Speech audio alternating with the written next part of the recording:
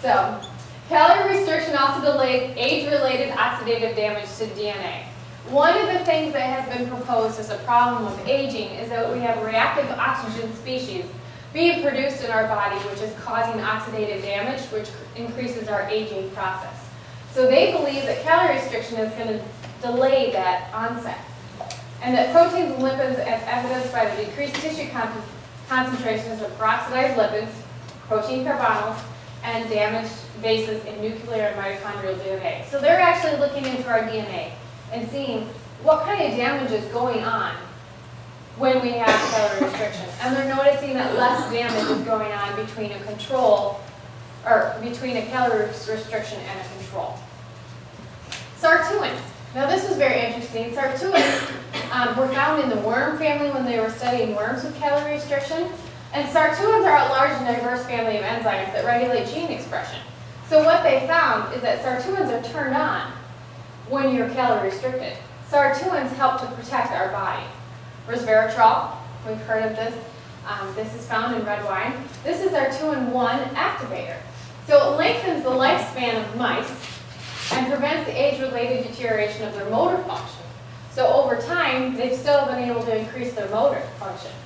Now, they have not been able to reproduce this in humans as of yet, but they are trying to reproduce a drug that activates SIRT1 for humans, because they do believe that calorie restriction will not be doable for people to follow, especially when you're doing 20 to 30% of your normal calories. That's a lot. Calorie restriction reduces NF-kappa B. If anybody has been with us before and talked through our inflammatory seminars, you'll know that NF-kappa B is an inflammatory molecule. It's probably, they believe, a SIRT1 dependent process. Calorie restriction also blocks the synthesis of interleukins, which is another inflammatory molecule, and TNF-alpha, more inflammation, and suppresses the activity of COX-2, which we may remember from Celebrex. Celebrex blocked COX-2, and INOS in animal models and in humans. So this is just saying that when you calorie restrict, we decrease our inflammatory reaction in our body. Calorie restriction and the ketogenic diet share two characteristics: reduced carbohydrate intake and a compensatory rise in ketone bodies. Now with these, what they're saying with carbohydrates, it's not what I think of as carbohydrates. I think of carbohydrates more as fruits and vegetables. They're thinking of carbohydrates as more of your processed foods. I pulled this out because when I was looking at different weight loss plans, a lot of your medical offices are using weight loss plans and calorie restriction programs right now. They're usually 5 to 6 month plans. They do use a meal replacement to help with the calorie restriction. As you see here, just looking down through the nutrition facts, one packet is equivalent to 25% of all your recommended daily nutrients here.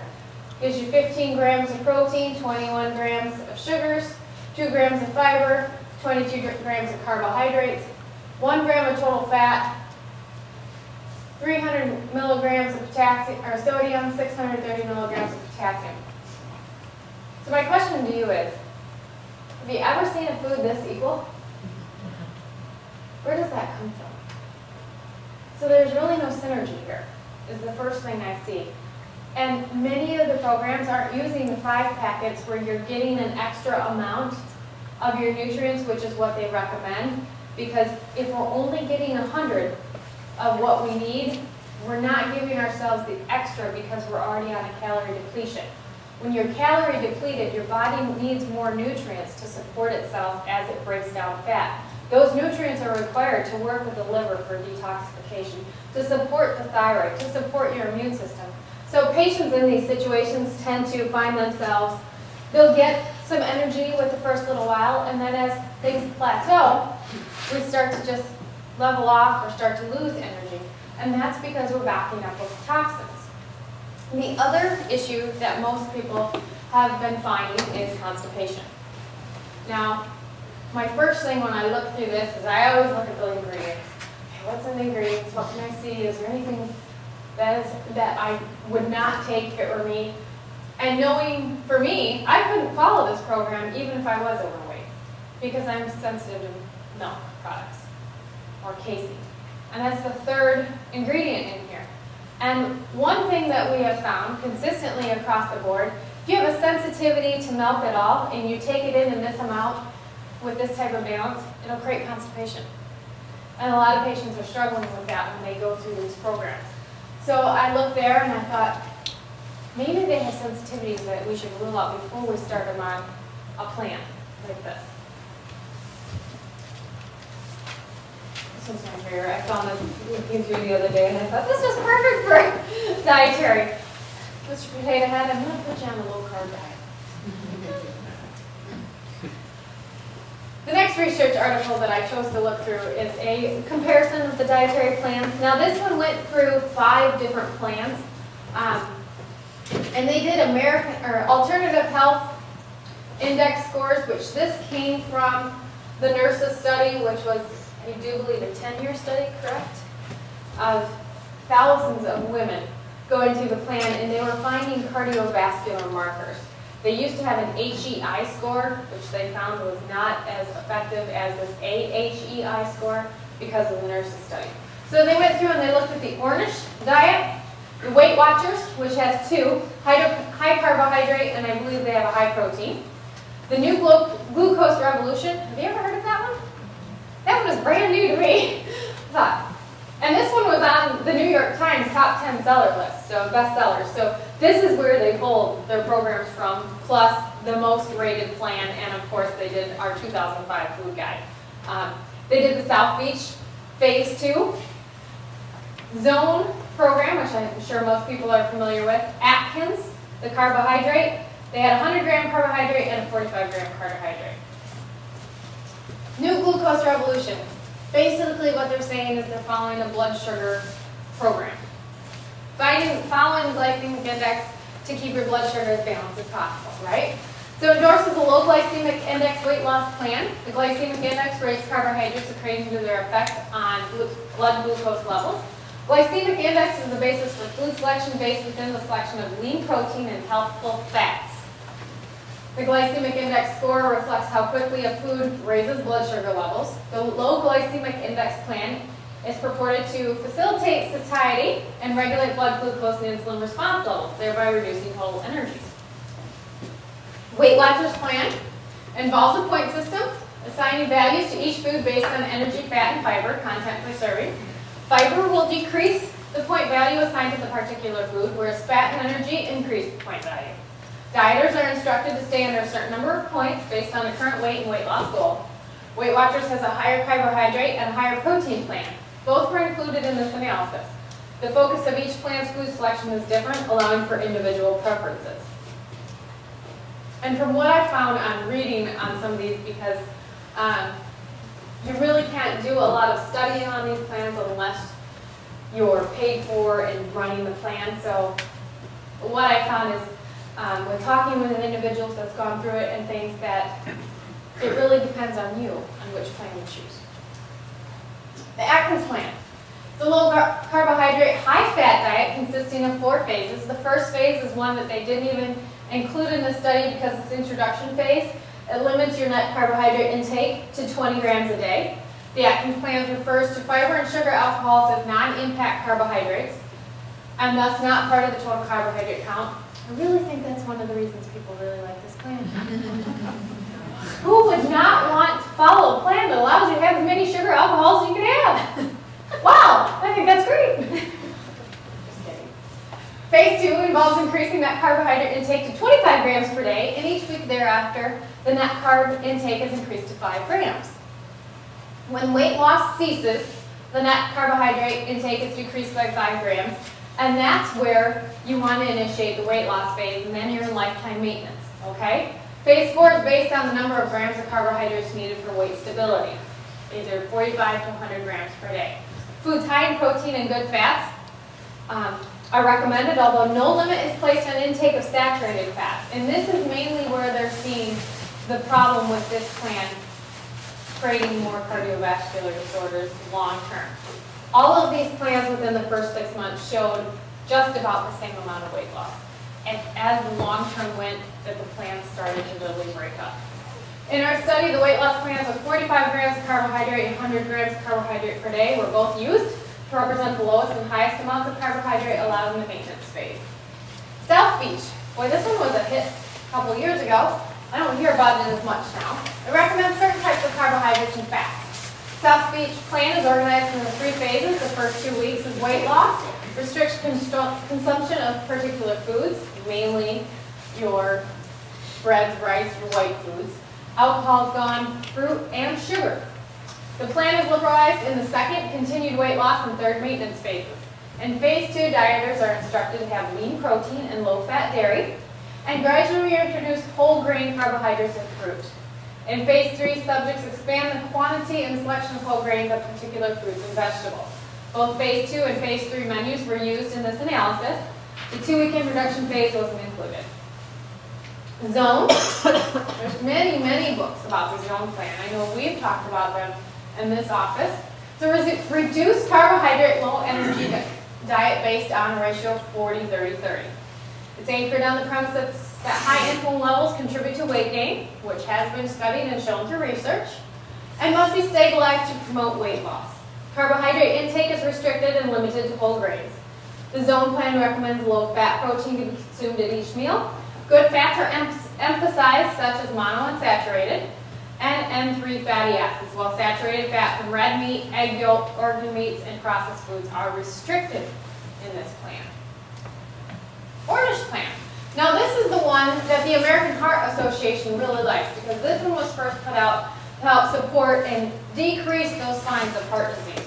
So they were looking for mainly lipid levels to improve, insulin fasting levels to improve, okay? This was developed with the goal of reversing and preventing heart disease. Supplies less than 10% of energy from fat. How they come up with that, I'm not sure. Cholesterol and saturated fat are strictly limited, and all animal products except egg whites and non-fat dairy products are excluded. Oils are eliminated except negligible amounts of canola oil and N3 fatty acids. The Orange Plan allows a moderate intake of alcohol, sugar, and salt. Energy is not restricted, but the participant is directed to confine dietary intake to the recommended foods. Legumes and high-fiber carbohydrates are the foundation of this plan.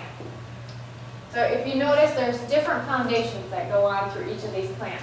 So it doesn't mean that whatever you're intaking could not create weight loss.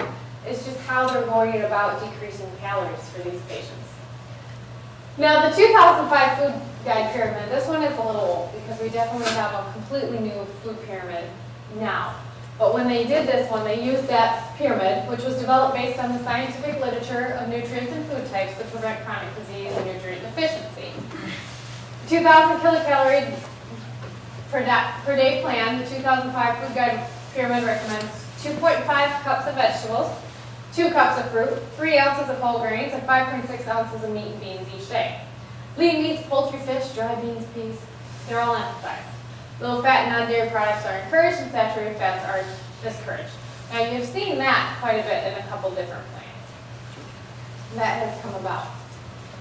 So, there it is. I thought this one was cute. So far, I've lost 3 pounds on the Atkins diet. We'll cut down. It's okay. Sorry. Sometimes you find humor in the little things. I'm very easily humored. So looking at this, across the top, shows the different plans of Atkins, South Beach, Zone, Ornish, and the 2005 plan. Now the Ornish diet is the one most closest to vegetarian, is what they have found. Now you're looking at the AHEI score, which is telling you that it's protected cardiovascular events, and it's also they're hoping to increase lifespan.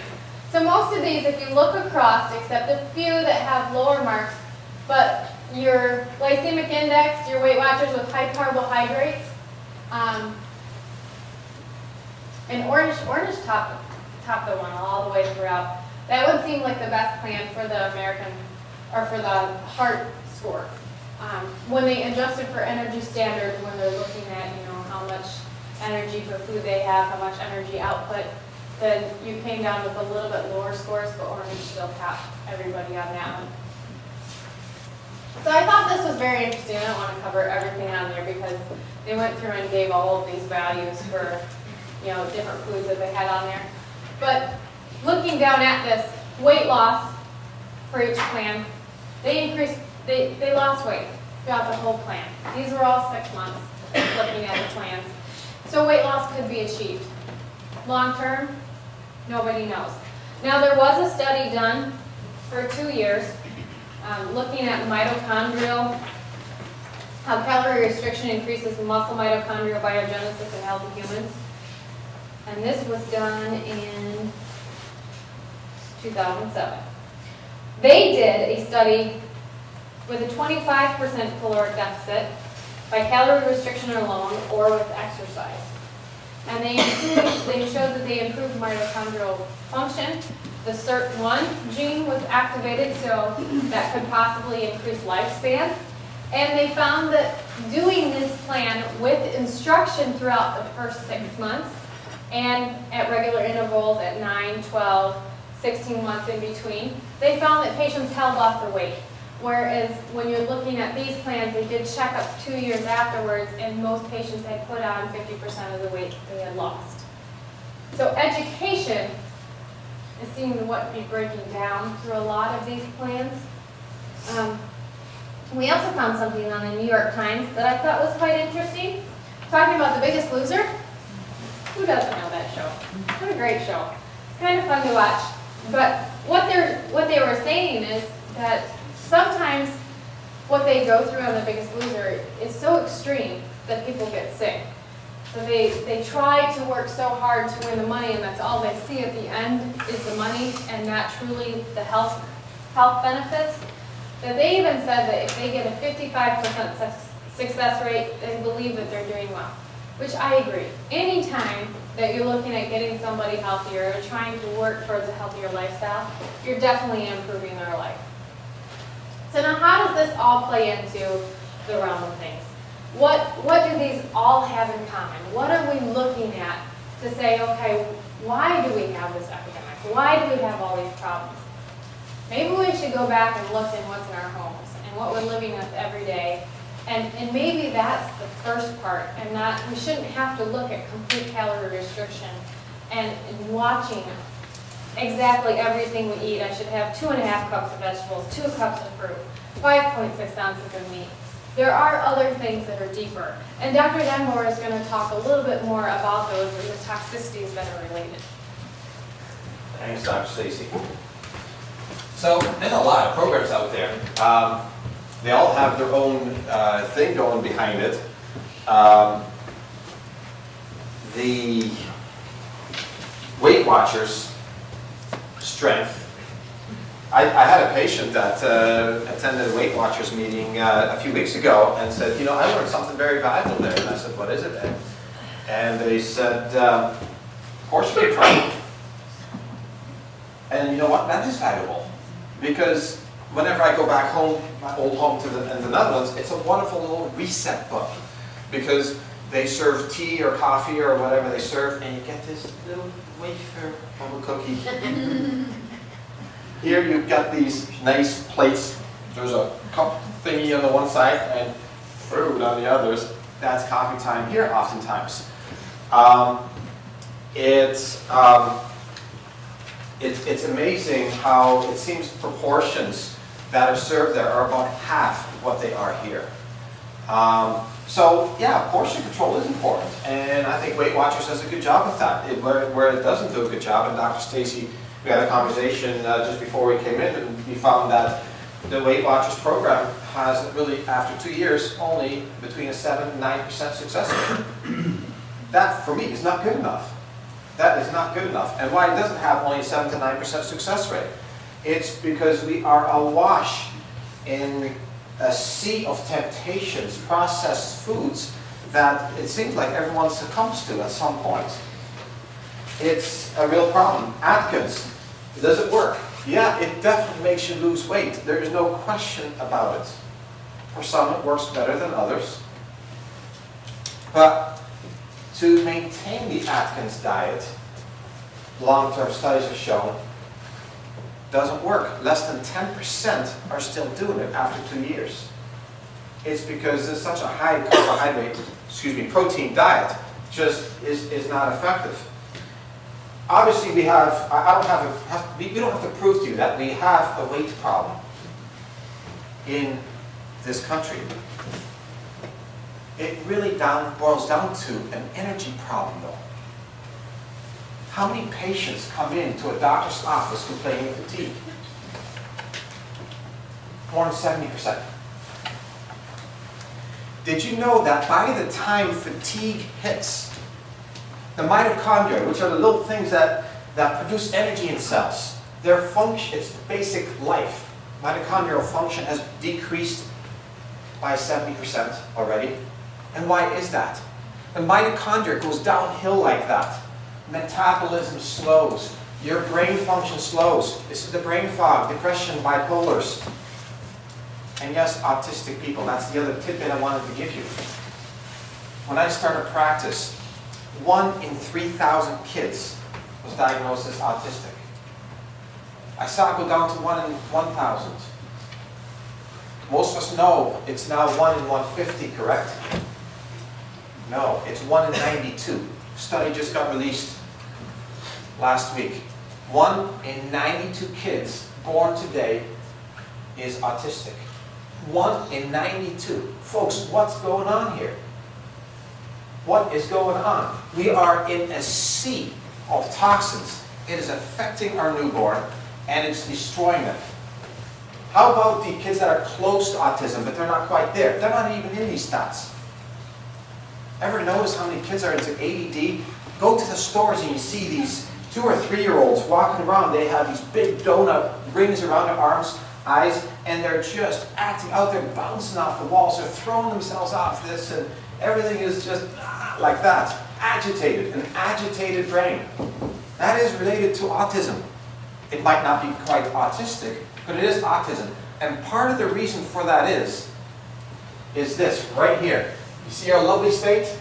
It is one of the most toxic states in the Union. Okay? We are up there.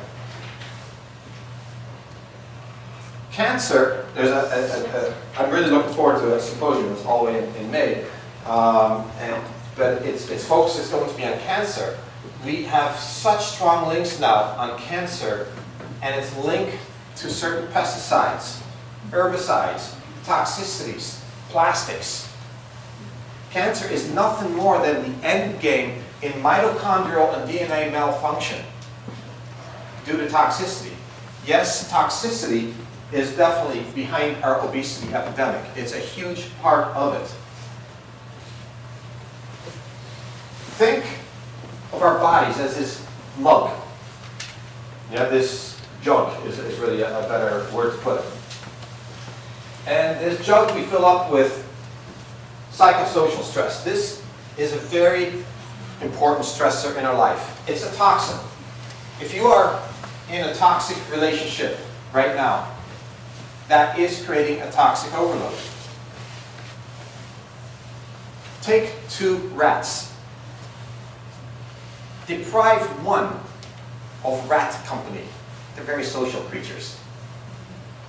They're mildly stressed, that one group of rats, versus the little more happy ones. Expose them to mercury gas. It takes 5 times as much mercury gas to kill the happy ones. In other words, the unhappy rats, the mildly stressed ones, saying the same thing. It takes only 1/5 the mercury gas.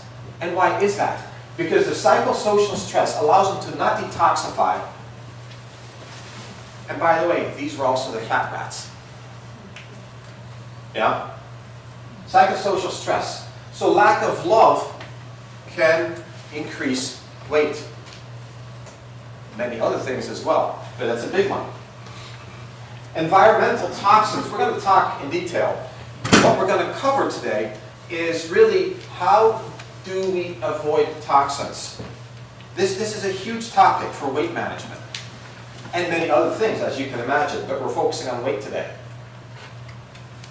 Next time, that's in January, we're going to go into nutritional protocols and how to get out of that mode. We'll give you some hints of that today, of course, but the topic is so huge that we decided to pick it apart into 2 topics. So, environmental toxins, Allergies and sensitivities. What if you are sensitive to a food that you're consuming every day? Corn is a common one. What if you're sensitive to it? What does it do to you? It will make you very big right around here. And it's the apple shape. It will create depression. It will create loss of energy. It will do all kinds of inflammatory things to you, and yes, increases your weight. So allergies and sensitivities is a big one. It's a stress on the body. How about nutritional deficiencies? Did you notice in that one drink that Dr. Stacey put up, everything was like 125, 125, 125, 125, and I was looking at that as I was reviewing that with her today. I laughed and said, well, what kind of plant has ratios like that? And did you notice the color and the preservatives and xanthan gum and all the things that I couldn't even pronounce? That isn't food. It's not even close. That stuff creates nutritional deficiencies.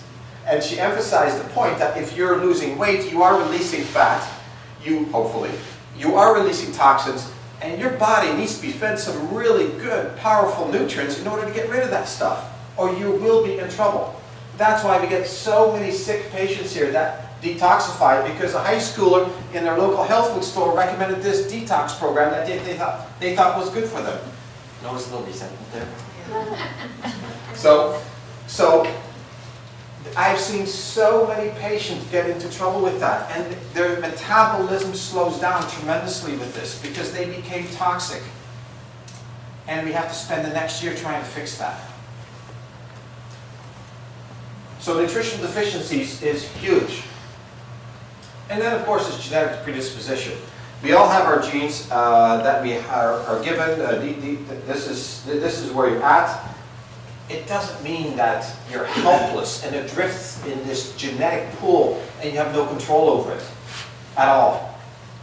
You might have certain predispositions, but folks, you do have a rudder on your boat. You can steer this thing in a certain direction. If you know that cardiovascular disease or obesity or something like that runs in your family, yes, you have to steer the boat a little bit against the tide that way, but you can steer straight in against the current. You can do this. So we're going to be talking about some of these things. So overall toxicity, I just wanted to just create an overall picture before we dive into weight and metabolism again. Fatigue, that's one of the main ones. Brain fog, I hear that all the time. The brain is very susceptible to toxicity. This is why autism is so much on the rise, the brain development. We think it already occurs in utero. If mom, for example, has some levels of heavy metals that is being released, it is amazing how that affects brain development in a newborn.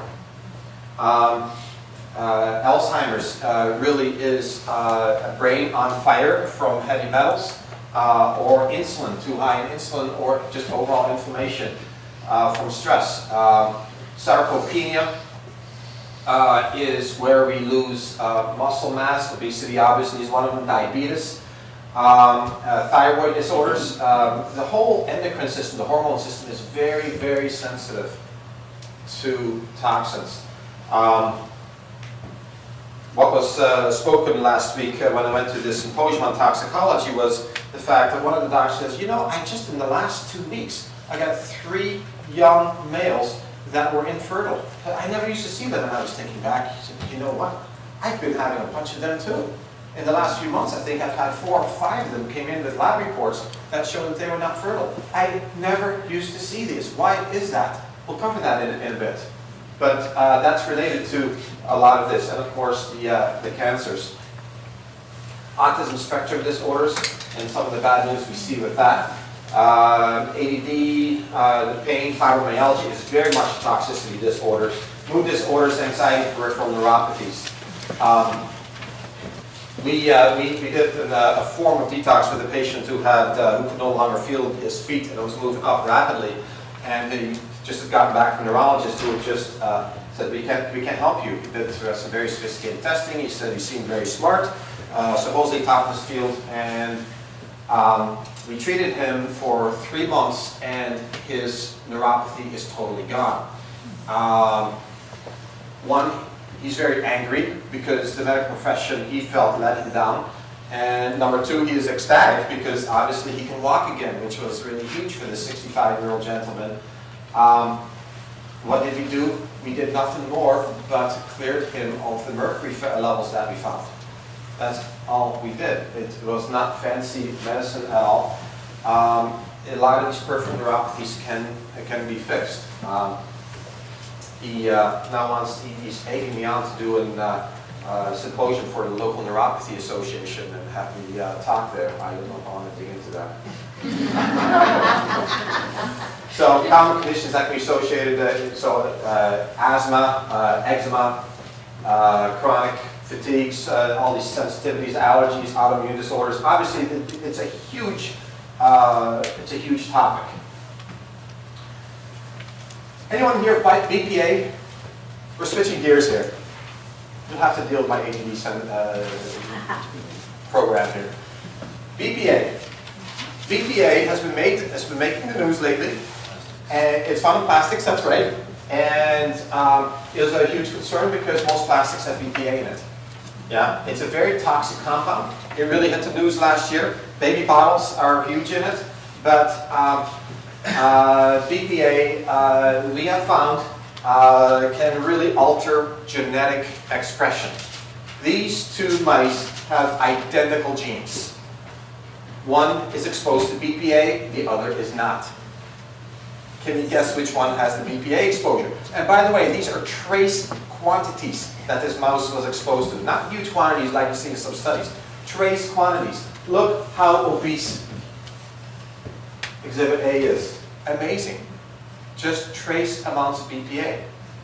That could be behind part of the obesity epidemic that we're seeing today. Where do you find BPA? Ever been to Starbucks?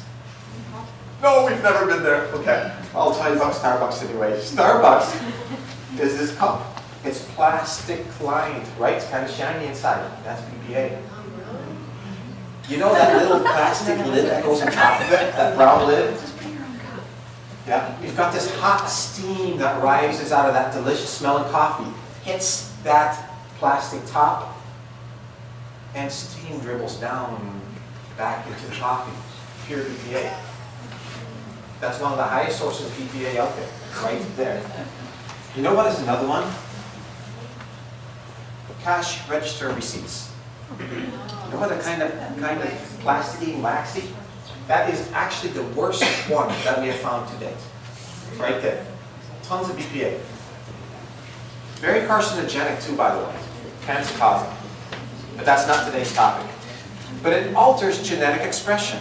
What if you have some genes that lead you towards autism? And mom gives you all kinds of receipts. You go through mom's purse, you know how that goes. And here goes buying things, a bunch of receipts, and in the mouth it goes, bingo. Tons of BPA. Change genetic expression can trigger autism along with some other things. I didn't see a study on that, I'm just saying that, but things like that can happen. And we see folks, we're awash in a sea of toxins. It is depressing. And I'm just giving you some clues. We're going to hit BPA again in a moment, but its link to obesity is very strong. We have huge environmental toxicity here, in Michigan especially. What you see there are cement plants. Muskegon has two of the largest ones in Michigan and throws tons, literally tons, I'm just saying that, excuse me, but tons of mercury into the air every year. Guess where it goes? Right here, Kent County, on down, big jet stream going towards Detroit. Yeah, we are very exposed to mercury. Dental amalgams. To this day, the American Dental Association refuses to acknowledge that mercury amalgams might be a problem. Can anybody wrap their brain around that?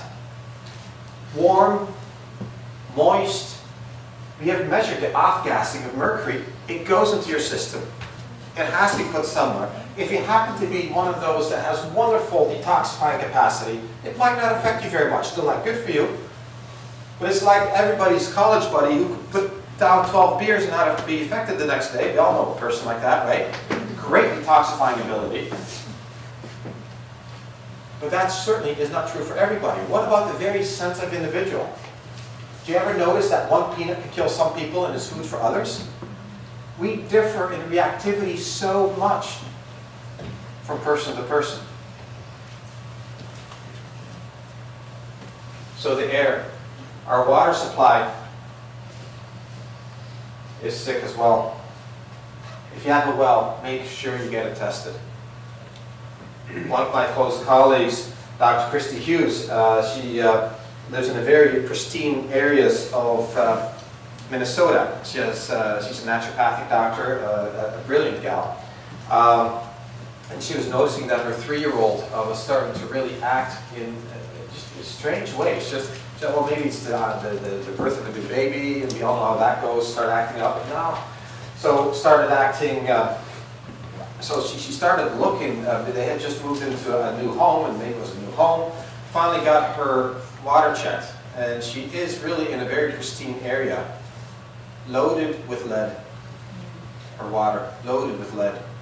Lead causes permanent damage. It's really a sad thing. Lead stays in your system. Very hard to get rid of. She put the little 3-year-old on a little bit of Ultra Meal and a little bit of Ultra Clear along with it. Actually got, I don't know how she did it, but she got the 3-year-old to like it. And 2 months, so right now, doing much better. Behavior is starting to improve. But you can never be sure. Get your water tested. If you have city water, I would get it tested anyway. What about the plumbing in your house? And I would definitely filter the city water. I'm not even going to go into the chemicals that get thrown in there. I would definitely get it tested. Our food, it's a bit of a depressing topic. But when you really wash your foods, you know you're only getting rid of 8% of the stuff. Most of it's inside. Is it worth doing? Yeah, 8% is 8%. No question about it. But you wash a strawberry, and I hope you do. That's great. But there's certain foods that you really want to go with, organic foods, and we'll cover those. Here's pesticide use. It is incredible. You know who the worst offender of pesticides are? Golf courses. There's a few of them around here, isn't there? Yeah, it always amazes me. Why do you know I've never played a game in my life, ever? But I have gone running across them. And I kind of wonder, on a hot, humid day, all the off-gassing that's occurring, and you're breathing heavy, and it's all coming into your system, isn't it? So even that way. How about if they're spraying and you're just downstream a little bit from it, as that vapor does go into the air. So there's a lot. There's 85,000 chemicals to date that we have, as far as the different names. I find that one number just incomprehensible. 2,000 to 3,000 new chemicals are introduced each year. How are we going to keep track of all those? There is absolutely no way that we can keep track of all these chemicals. And how about interactions? There's no way they're going to study how does this chemical interact with this one and this one. There's no, we don't know. We just don't know. So back to this PBA, the toys, cosmetics, perfumes. There's a lot of plastics out there, and even your computer, when it gets warm, will affect you. It will affect you. The synergistic effects of toxic metals. This one is really fascinating. Everything is measured in LDs, lethal dose. Yeah? So something is a LD of 1, you are going to kill 1% of animals with that. And theoretically humans. Yeah? So you put mercury salt, lethal dose of 1 out of 100, mercury salt together with 1/20 of the LDD of the lead salt. It killed all the animals. Let me go over that so you really get this one. You use a compound that kills 1 out of 100 animals, mercury gas. Add just a teensy bit of another chemical compound to it, 1/20 of an LD1, lead. Add that to the gas. So now we got mercury with just a teensy amount of lead, and we have a 100% fatality rate. That is interaction. That is synergy. That is how dangerous chemicals are. That's how drugs can interact. Folks, this is why we have 106,000 deaths a year just from drugs alone, when they are prescribed and taken in the right manner. We're not talking erroneous prescriptions. If you add that to it, we're over 200,000.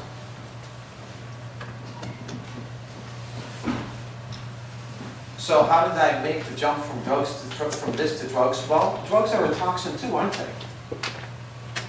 So it is amazing how when you put two things together, how it changes it. That's why, and I'm making a quick jump here, follow my mind please. Vitamins, synergy is critical also. Some people bring vitamins to me and they say, well look at this, 100% this, 100% that, 100% that. It doesn't matter. I'd much rather see 2% of something and 4% of something and 30% of this one and 1,000% of that. That's synergy, that's mimicking what's occurring in nature because things work together and that changes the whole animal, so to speak. So interaction or synergy is absolutely critical. So we add all these things together. Your genetic predisposition, play up or down with nutrition. Add a sensitivity to, say, corn. And then, let's say you're going through perimenopause, or you have a thyroid disorder, or your adrenals are stressed, which makes you 5 times more reactive when your adrenals are stressed. Important note for weight. And you might walk by an area that's being sprayed, and you just had a fight with your wife or daughter or son, and then add to it some sort of toxin from within. Now what could that be? This toxin from within is leaky gut syndrome. You are creating toxins from within when you are not digesting things right inside. You are fermenting foods. When you're fermenting foods, you're putrefying foods. When you're putrefying, you're creating toxic byproducts. It irritates the gut wall. When it irritates the gut wall, it creates leakiness there. It's called leaky gut syndrome. This putrefied food goes into your bloodstream, starts circulating, loads down the liver. The liver becomes very unhappy. You become more and more toxic. Eventually, you can't handle it anymore. These toxins have to go places. Goes into your fat cells, goes into your bone. And when it goes into your fat cells, your body says, ha, safe haven, I'm never going to get rid of that fat cell because it has that toxin, it has that toxin, it has that toxin in it. And it makes it very, very difficult to lose weight. And if you do lose weight, that can be accompanied by some severe problems because you went on this calorie restriction diet that Dr. Stacey covered, or you're forcing it with the Atkins diet. What happens is you're starting to release toxins, which then overwhelms your liver even more. Patient's energy goes down, their metabolism goes down, and they can descend into chronic disease.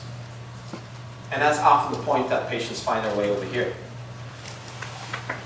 And for them, it's a little frustrating that I can't just say, well, you need more vitamin A and zinc and watch your rise and in 1 month be well. No, it's usually quite a journey to bring health back because you have all these things you've got to deal with.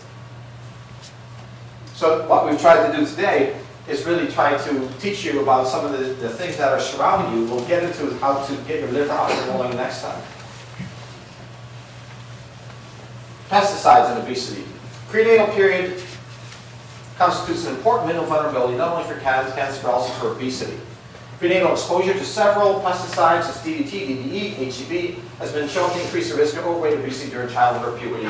This is the article that we found that says, hey, it's really important to be very clean when you're pregnant or your child will be stuck with this burden throughout life. Okay, so they have severe hormone disrupting effects. And it will make you more prone to genetic polymorphisms, which means anything that you're weak in, you will express. What on earth did I say there? Let's say you have a predisposition towards obesity or Parkinson's. and you become toxic, you get exposed to this toxin, you're going to express that gene. It's going to start happening. Yeah. And another one that really outplays your toxicity is nutritional excesses. We don't talk about this often enough. The saturated fats. Everybody knows what that is, right? How do you tell the saturated fat? This is a fun one. You take an oil. If it congeals into a solid at room temperature, very often, most of the time, it's a saturated fat. If it stays liquid, it's not. Does that mean all liquids are good? No. I say a few examples, like canola oil. That's definitely not my favorite oil. And it's liquid. Yeah. Vegetable oil. So, infections is a toxin. You know what the number one infection is that creates obesity? Tooth infections. Very often undiagnosed. Root canals, especially. If you have a root canal, there's a really high chance that you have cavitation underneath it in the bone. A chronic infection, which is purely endotoxins, toxins from within, into your system, creating a slowing down of your metabolism. This is a really important point. Think about this little concept. I was thinking about this the other day. If you have gangrene in one of your toes, what do they do? They cut it off. Yeah? Get rid of it. It can endanger your life. What happens when you get a root canal? This is essentially gangrene of the tooth. It is essentially gangrene of the tooth. It's the only time in medicine that we actually try to save it. How do we do that? We drill into the infected pulp and material. We drill down into it, drag the infection hopefully away. But some of it goes into the bone that's right around it. Then we put a rubber plasticized substance in it, which by the way is loaded with PBA, and try to save the tooth that way. Yeah? Very slowly on, this infection can eat away at the jawbone, creating a cavitation which is not picked up by normal dental x-rays. There's only one dental x-ray that will really pick them up, and that's called a cavitat. C-A-V-I-T-A-T. Cavitat x-ray. And a cavitat x-ray, and there's quite a few of them in this country, is the only way to pick them up. If you have a suspicion, get an x-ray taken with a cavitat. Dysbiosis, I just talked about that. That's the leaky gut syndrome. Vaccinations. Vaccinations is a whole other topic out there. A lot of vaccinations still do have mercury in them. The new H1N1 vaccine that's out has twice the legal limit. They've had to change laws in several states to make it come through. It's not really, well, I won't say more. Stress is absolutely huge. It makes you 5 times more likely, if you're under chronic stress, to become overweight. I briefly alluded to this. When you are exposed to lead as a child, it actually creates denser bones as a child.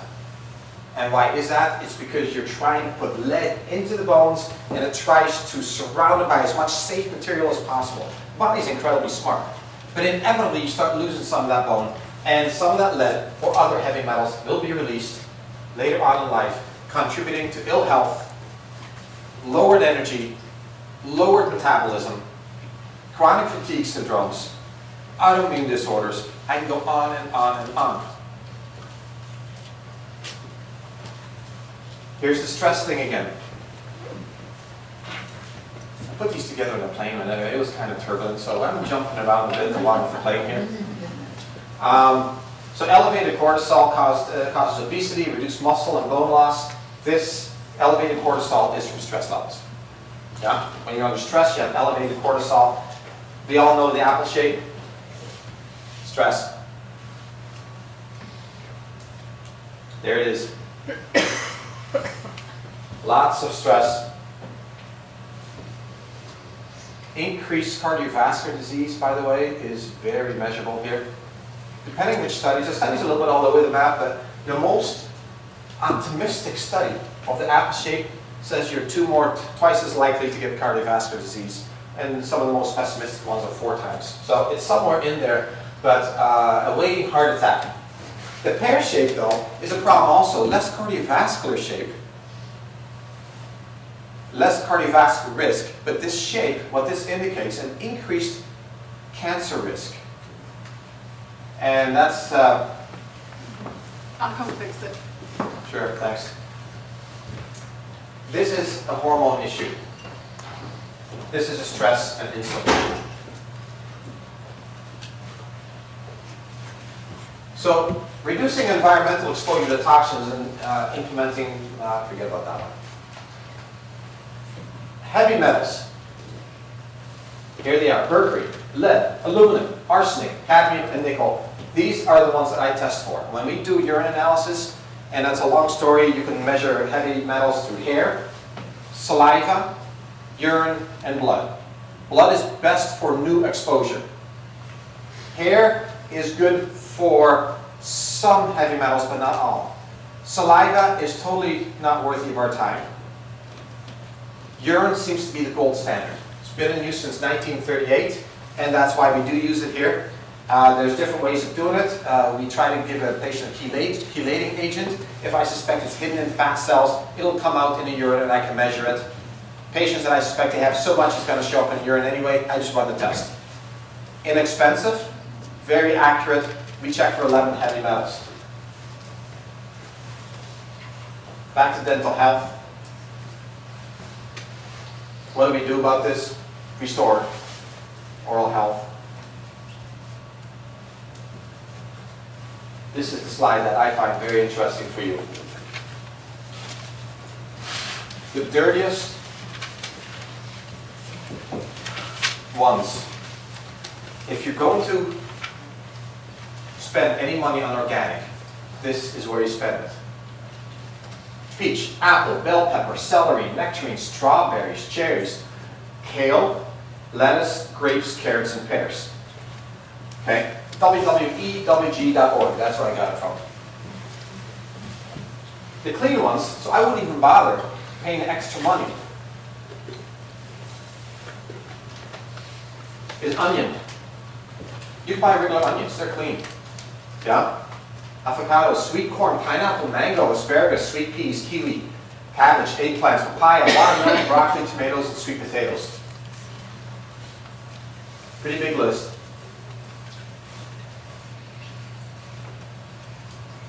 Keeping that one up because I see some bad writing going on here. But just note the website, and I think you'll be able to get that one. So where do we find most of our toxins? Foods, cookware, our water, air, vapors. Anyone hear the news this year that our shower head is a cause of huge toxicity? Isn't that wonderful? Now we're not safe in our shower. Yeah, I guess a lot of molds and toxins accumulate in our shower head, and because it's warm, it all gets vaporized, and we're surrounding ourselves in this mist of toxins the first thing in the morning. Wonderful, right? So the first thing I did was take the thing off and dump it in chlorine, clean that thing out.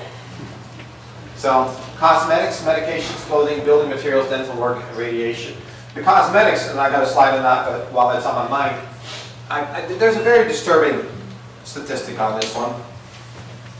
Europe is really heading away from the chemicals. They are very aware of its impact and all the studies behind it. It's irrefutable. And they're running away from it. You cannot buy genetically modified foods in Europe. Here, it's taken over the market. 90% of our soy crop is genetically modified. And I can go on and on. It's genetic modification. It creates all kinds of issues that I don't want to talk about at this point. But cosmetics is a really important point. If they have just banned 10,000 chemicals from use in cosmetics in Europe. They tried to pass the same ones here. No go. And I checked on the list of who opposed it, and it was all of our big name ones. You name it, they were in the lobby group to oppose this measure to ban the 10,000 chemicals that we know are carcinogenic in our cosmetics. Isn't that sad? So, You can do something simple if you want to be sure. So just look at the label, and if it says made in Germany or Switzerland or the Netherlands, France, you don't have any of those any of those chemicals in there. Probably a lot more expensive, but it's on your skin. It penetrates into your body. Medications is a huge one. There are so many heavy metals in medications. It is unbelievable, especially in the liquid antibiotics. Dioxin is a real problem. It's been banned for a long time, but it is still used on the sneak all over the world, all the time. Okay, it's also found just incidentally, it's a breakdown product of chlorine, so it gets produced by accident, it gets released into the air, and it gets deposited primarily in liver and adipose tissue. Was exposed to dioxin. Remember there was an attempt on his life? Do you remember that fella? He was running for in one of the East Bloc nations as far as a president, and they wanted to take him out of commission, and this is 1 month after exposure. He looks worse today. That's dioxin. It ages you prematurely. So minimize chlorine exposure. Filter your water. Only eat clean fats. The fats in steak, the white stuff that runs through steak, often loaded with dioxin. The good fats are safe. Here's the cosmetic ones. The basic thing you want to avoid with cosmetics is avoid glandulars, stay free of any colors, chemical preservatives, talc, organic chlorines, look at the packaging, and check on the processing methods. Household cleaning and building. You know, this is a huge topic, but look for the green products. Meyer does a great job of selling some green household products that actually, these cleaning products actually work. I really like them. I've checked them out. There's also one of our local companies, Amway, makes some very safe products. I really urge you to look at your cleaning products and change them. Avoid toxic carpet, paint, furniture. Get things ventilated.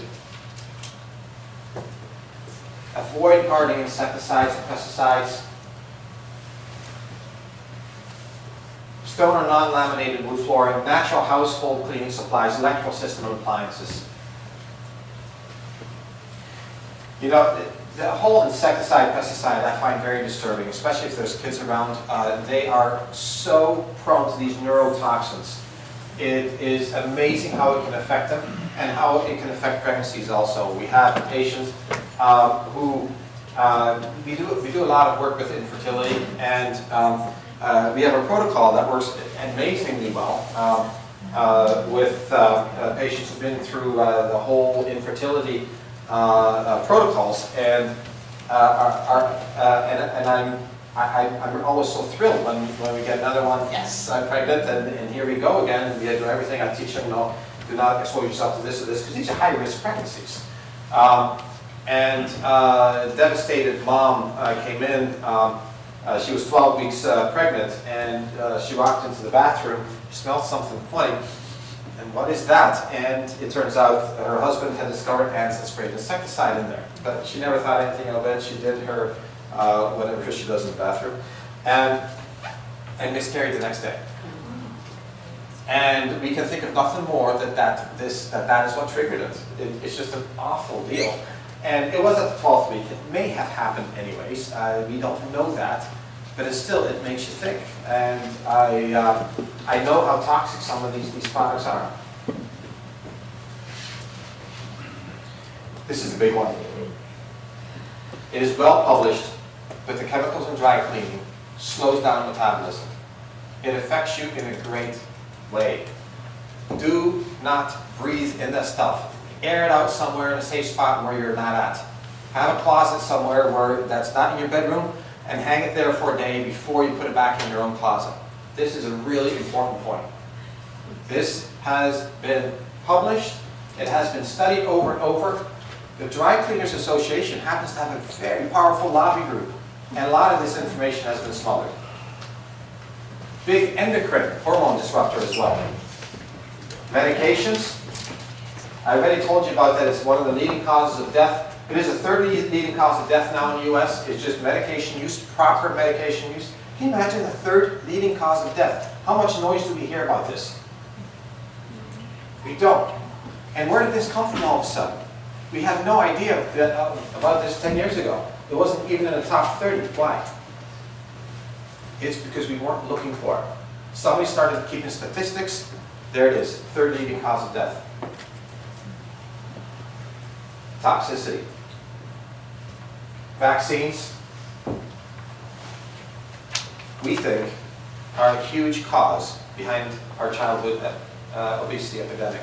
By the time a child is 3, they have received more than 36 vaccinations. I cannot imagine the assault on our immune system and our detoxifying ability that we're exposing our kids to. It's not just the mercury, because they've taken mercury out, a lot of these vaccines, but it's also aluminum and other heavy metals that are now used as preservatives.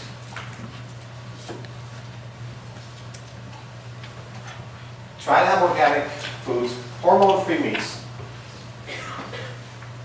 no chemical colorings, no chemical preservatives, no taste enhancers. Make sure the packaging is safe. And safe cookware, food prep. No to Teflon. I hate to say it because I know it means more cleanup work.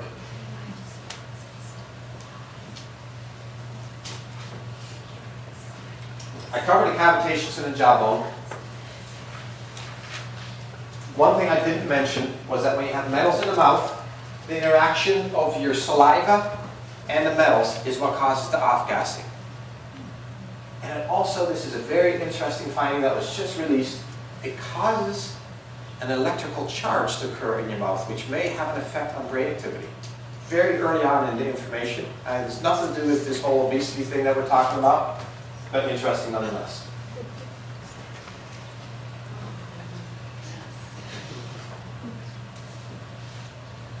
BPA again.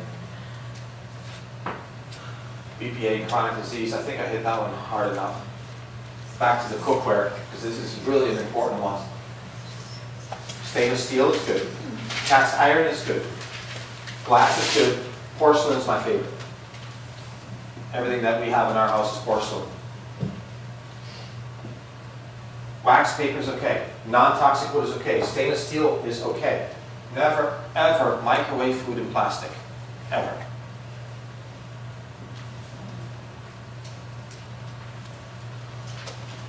Teflon, again, this is at ewg.org.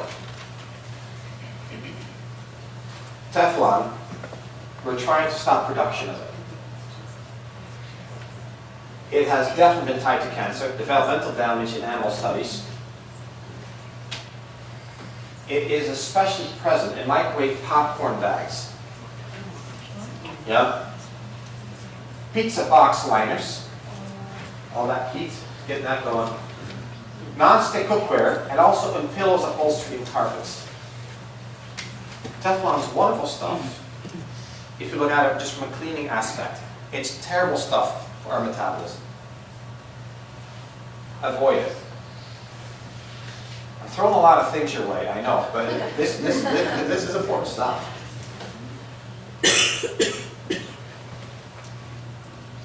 Saturated fats. Krispy Kreme donuts.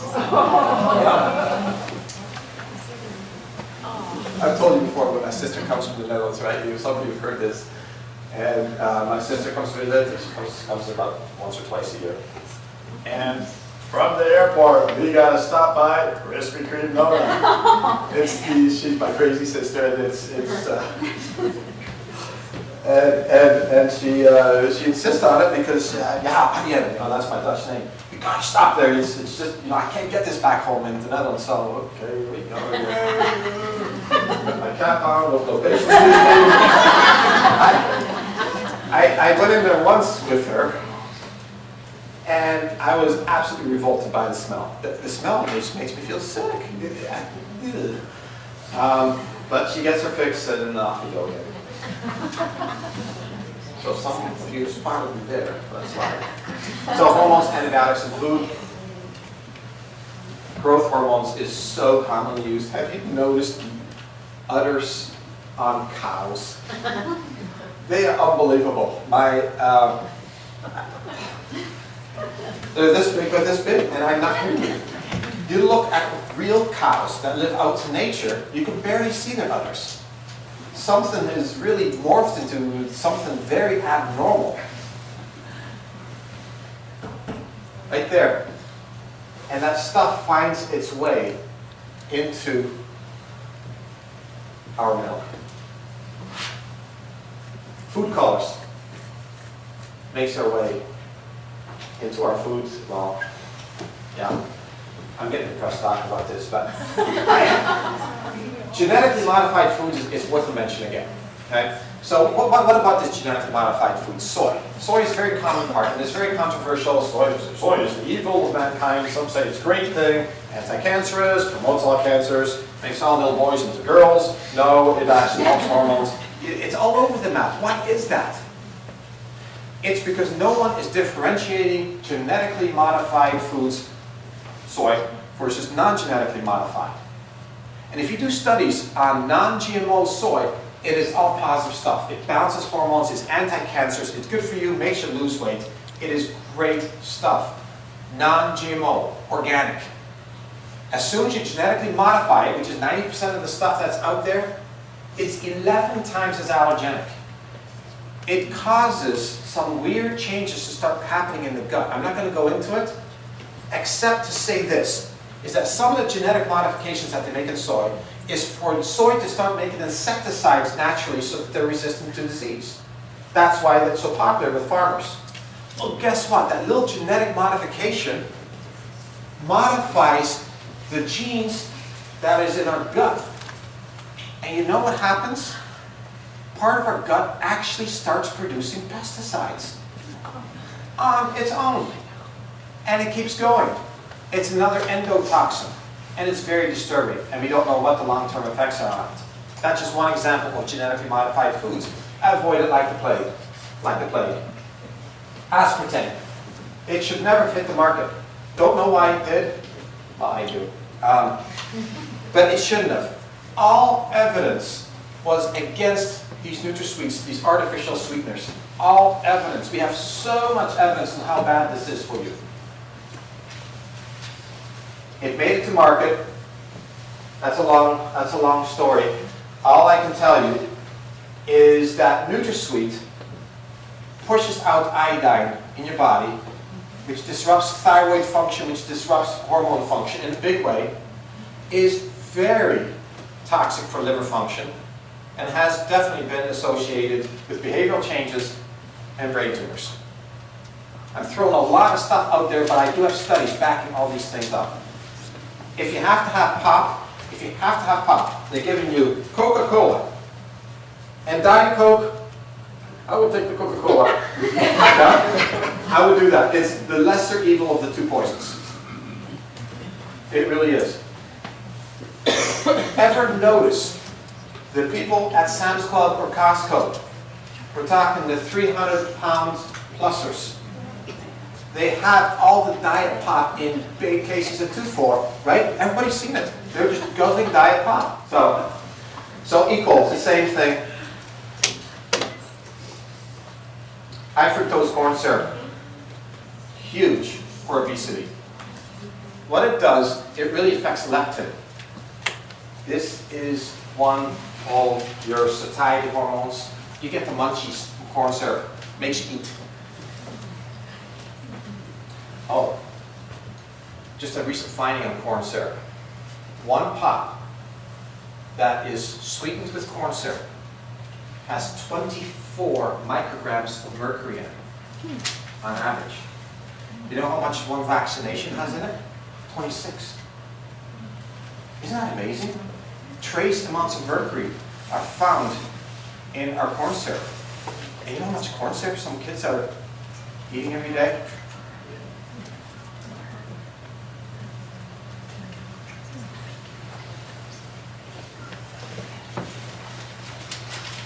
what we cover in lifestyle therapy. These are the tools that we give our patients. Because you're at this point saying, what do I eat? How do I live? Yeah, how do I avoid? You cannot avoid all toxins. What we teach in lifestyle therapy, which is really the voice of DBC, is how to ramp up your detoxification ability. And you do that by getting the right amounts of oils, by eating all kinds of sulfurous foods, and we're going to go into that next time. The proteins, that they should be high quality, not dirty. How to avoid foods that cause inflammation. And as doctors, implement the right amount of vitamins that is appropriate for the patient. To prevent this whole pot from boiling over, because what happens when a patient that has obesity comes in, all the toxins add up and it's boiling over. And those are your symptoms. And that is your disease. And that is part of your obesity. So, work on these nutritional deficiencies. Get rid of the allergies. Take care of any infectious agents. Really take care of your teeth especially. If there's hormonal imbalances, you're cold in winter, your feet and hands are like ice. Folks, that's your thyroid. That's not normal. Or your adrenals. Yeah? We have to take care of that. Watch those chemical toxins from your environment. That's why I covered some of these things, so that you're at least aware of some of them. If you have a toxic relationship, we need to resolve that somehow. It is the cause of disease. Yes, obesity can be lack of love. And take care of the toxins from within. This is a really important point. And that's often how we start here. Right? A lot of you, as new patients, you have to go through detox. I was trying to get that top layer out of there so that you weren't boiling over, which was causing symptoms. And then slowly on, through lifestyle therapy, we try to bring that down until it's filled up only to about here. And you got lots of reserve. That's essentially what we try to do here at DBC. So next time what we're going to do is we're going to go into how to go about doing detox. The various ways of doing detox. How can you do it with food? What kind of exercise is best for weight loss? And we're going to hit it. So we're going to give you all the know-how. Today was more, what do you avoid? Next time, what do you do? And that concludes that. If there's one main thing that I thought might be interesting to take away, because a lot of us when we come out of the seminars are really enthused on doing something. I always challenge my patients to do an aspartame-free program for at least a month. Go through and look at everything that you eat that has artificial sweeteners, high fructose corn syrup, any of those. The gum that we chew every day, there's nothing out there, maybe one package that I've seen, that doesn't contain an artificial sweetener somewhere in the label. So if you just look at that and see, what are the minimal things that I'm doing every day? Could I change just one thing? Maybe that could be it. I've had a patient lose 10 pounds in a month just by taking those things out. And she was feeling great, no problems. We just took out that, and it was a diet right a day. Toothpaste. Yep. Look at it. Yeah, toothpaste has it in it as well. Had a wonderful little patient today. And this patient, she is so good. She comes in with just debilitating intestinal disorder. Just takes her out of commission every day, and been through several gastroenterologists, and we're simply putting good probiotics, good bacteria back in, put her on a good digestive enzyme, took her off of dairy and gluten, and I said absolutely no artificial sweeteners. So Thanksgiving Day comes. She was 100% on. I was so proud of this gal.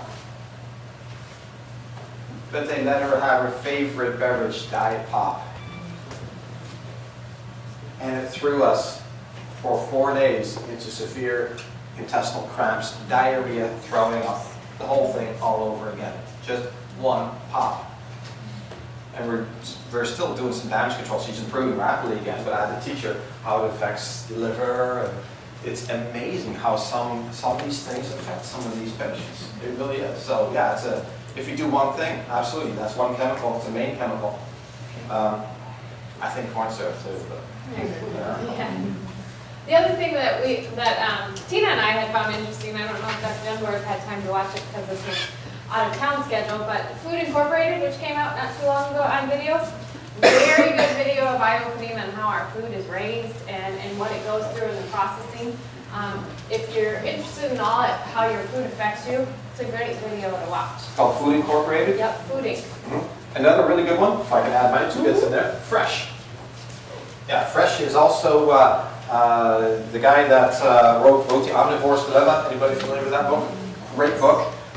He's interviewed in there. He interviews a farmer who's introducing the Omnivore's Dilemma as being the ultimate farmer. And this movie is called Fresh. So it's a documentary of 73 minutes long and very worthwhile watching as well. You got a lot of really good tools there. Any questions? Yes, question.